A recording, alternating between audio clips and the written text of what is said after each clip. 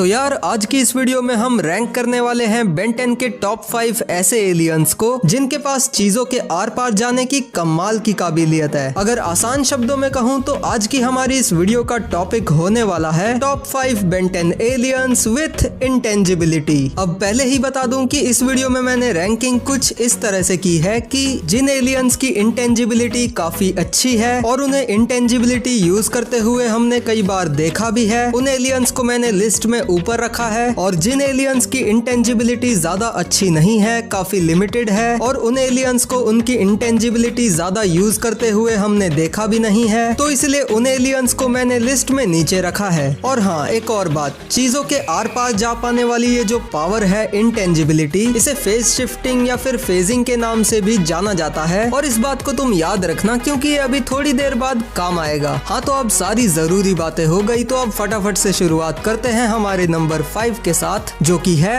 NRG. तो हाँ, NRG के पास इंटेंजिबिलिटी की पावर है, लेकिन आपको इसके बारे में शायद नहीं पता होगा क्योंकि बेन ने कभी एनआरजी की इस पावर को ऑन स्क्रीन इस्तेमाल किया ही नहीं, बल्कि एनआरजी के पास इंटेंजिबिलिटी है ये हमें तब पता चला था जब इस वाले सीन में जेट रे पेंडोर के आर पार निकल गया था। लेकिन हाँ, पेंडोर या एनआरजी अपनी इस इंटेंजिबिलिटी को सिर्फ अपनी ट्रू फॉर्म में ही यूज कर सकते हैं और इनकी इंटेंजिबिलिटी काफी लिमिटेड भी है क्योंकि इसका इस्तेमाल करके वो अपने आर्मर के आर पार नहीं जा सकते।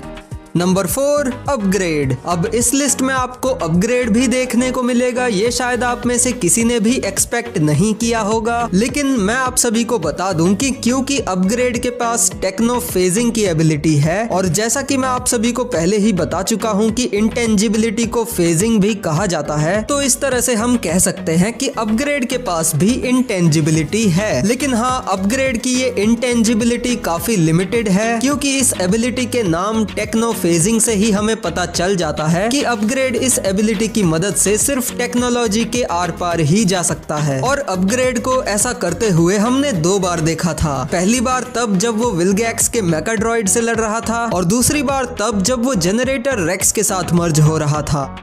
Number 3, amphibian. अब वैसे तो एम्फीबियन एक इलेक्ट्रिक टाइप एलियन है जो कि इलेक्ट्रिकल अटैक्स कर सकता है, इलेक्ट्रिकल करंट के थ्रू ट्रैवल भी कर सकता है, लेकिन इसी के साथ साथ एम्फीबियन के पास इंटेंजिबिलिटी की पावर भी है जिसे हमने उसे इस्तेमाल करते हुए कई बार देखा भी है। और अगर एम्फीबियन चाहे तो वो किसी चीज के आर पार जाते हुए किसी चीज को इलेक्ट्रिकल शॉक भी दे सकता है।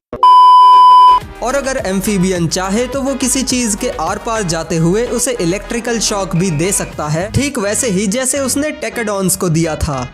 Number 2, big chill. अब नंबर 2 पे मेरा बिग चिल को रखने का सिंपल सा रीजन ये था कि हमने बिग चिल को अपनी इंटेंजिबिलिटी यूज करते हुए लिटरली कई बार देखा है। जितनी बार उसने अपनी आइस पावर्स का इस्तेमाल किया है उतनी ही बार उसने अपनी इंटेंजिबिलिटी को भी यूज किया है। बिग चिल किसी के आर पार जाके उसे जमा भी सकता है और बिग चिल की इंटेंजिबिलिटी वाकई काफी अच्छी है। लेकिन हाँ, बिग चिल की इंटेंजिबिलिटी उसके दूसरे इंटेंजिबल ओपोनेंट्स रस्ट बकेट 2 के नेट, शील्ड ऑफ सीगल, टेकेडॉन फैक्ट्री के डिफेंस सिस्टम और प्लम्बर हेडक्वार्टर्स के प्रिजन सेल के सामने काम नहीं आती।